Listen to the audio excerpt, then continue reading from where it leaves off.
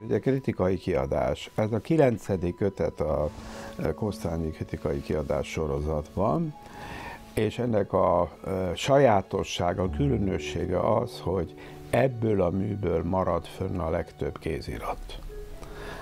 Kosztolányitól nagyon kevés kézirat maradt fönn. Ebből viszont a regény nagy része fönnmaradt, és hát ez bizonyos mértékig jó, bizonyos mértékig hátrányos volt a készítők számára.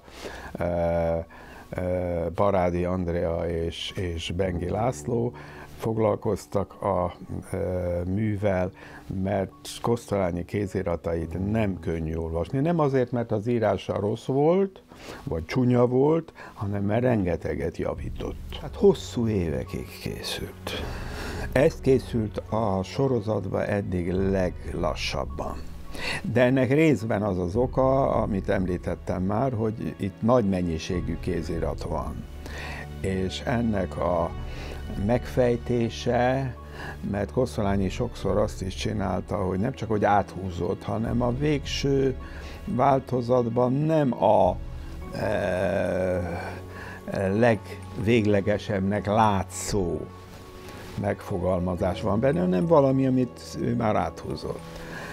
Tehát ez nagyon sokáig készült.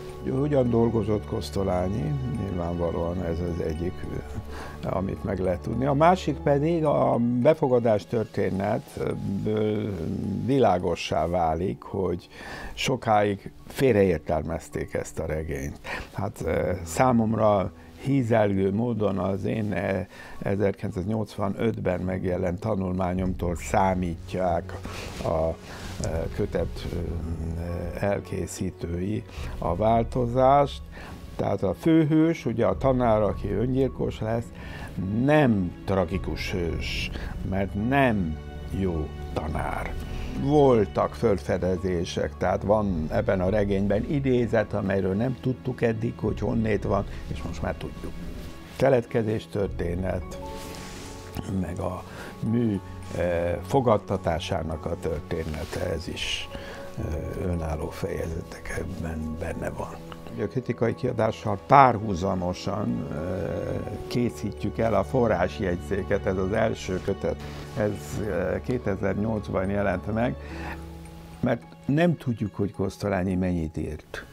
A hírlapi cikkei azok sokszor eldugott helyen jelentek meg, és ez a legutóbbi, amely a határon túli, tehát már első világháború utáni időszakban megjelent cikkeinek a jegyzéke. Például Erdélybe eldugott lapokban jelentős szövegeket találtak a munkatársak.